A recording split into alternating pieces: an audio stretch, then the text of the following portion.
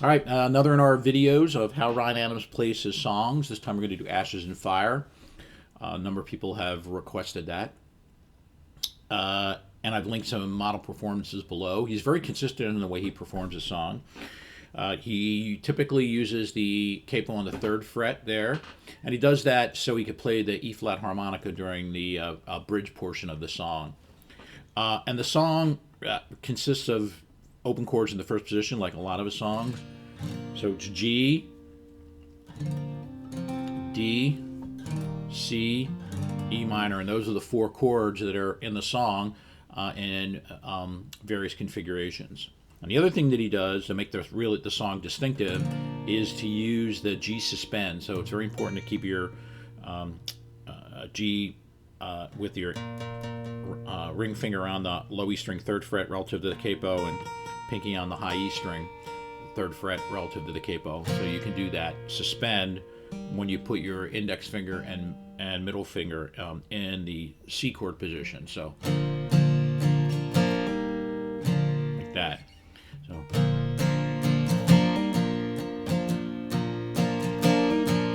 So he does that a lot, and watch how he does that. So the opening also uses the two-note riff, first, third fret relative to the capo on the low E string, and that's a G sharp and an A sharp, technically, but it would be an F and a G if it were at the first position with no capo. So opening goes something like this.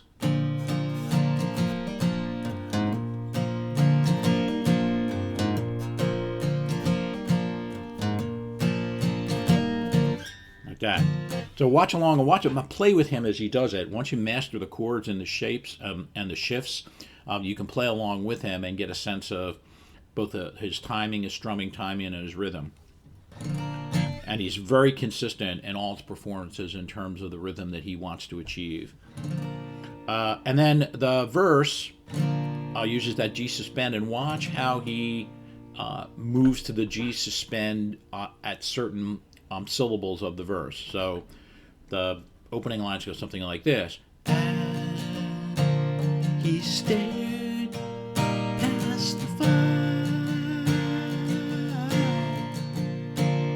Right? So in that opening line, it's and he stared past the fire. So it's that stared where he goes to that. So watch how he does that, and his strumming approach to hit that G suspend, and then you stand past the fire. His hunger to leave will ignore his poor life. So he does that.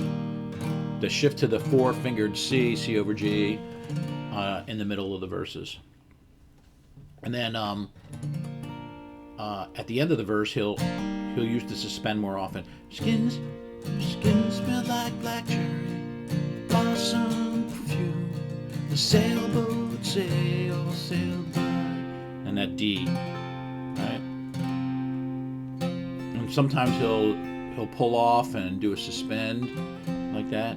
And then a river she cried, that the last line of the verse, and a river she cried. So he does four-fingered C, lifts up, we get that note,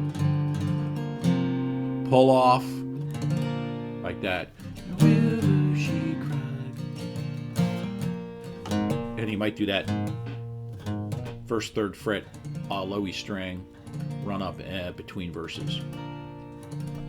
Okay, so that's the way the verse is going. Again, watch what he does and listen to what he does and how he emphasizes that G suspend. Okay, and then sometimes he does a C instead of the suspend, and sometimes he does the G suspend, depending upon where he is in the song. So just watch what he does, and you can see how he does that. And he's pretty consistent in the way he applies the G suspend or the C during the verse. And then the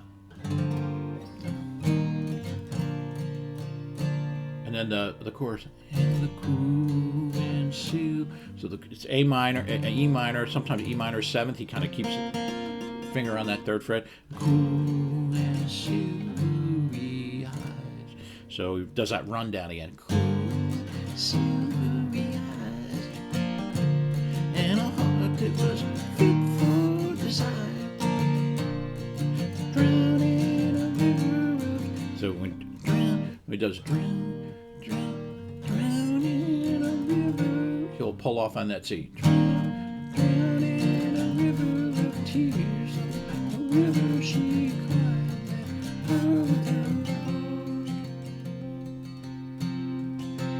made up, and then run down ashes and fire, and back into the suspend. Like that. And then the bridge where he plays the harmonica is the same as the chorus. So it's...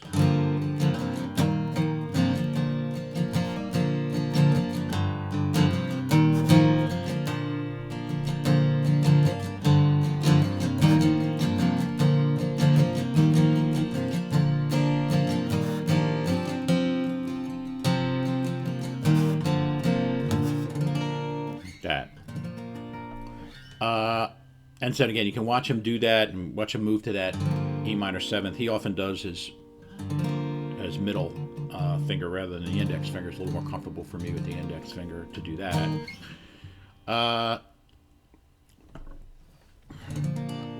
And then at the end, the outro is the same as the verse.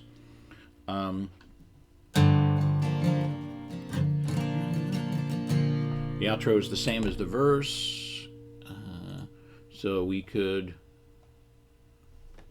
do that. So with her cool and silvery eyes, and a heart that was fit for desire, drown in a river of tears, oh, a river she cried, her with her heart made of ashes and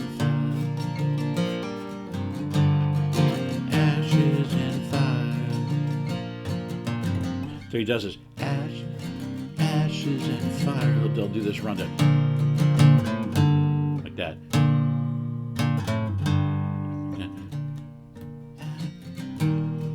Ashes and fire. Ashes and fire. Ashes and fire. All right, so he does that rundown like that. Third fret, E string, second fret, low E string, and then back to the E minor. Okay. And on the last verse, he really slows it down or dials it down, dials the volume down, kind of modulates, and gets very soft, right? Well, on the one day there was silence in the town, and appropriate for the lyrics. So one day there was a silence washed through the town. And he does that hammer on third fret, second fret, D string. One day there was a silence that washed through the town. There was no reason to speak.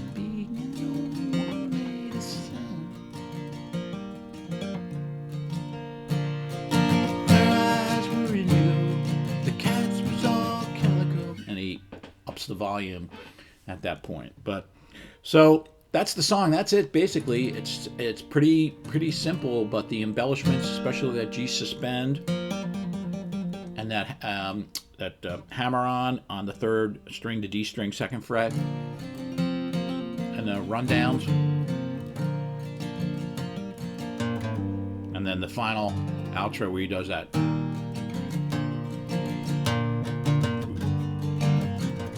Like that. So you got to get the rhythm to get that effect. All right, that's it. That's the song. Very straightforward. It's all about the rhythm. It's all about the strumming. It's all about the inflections using the G suspend and the transitions that really make the song work. Simple song, but pretty easy to do and pretty powerful once you learn the chord shifts and the shapes of those chords. I hope that's helpful. Thanks.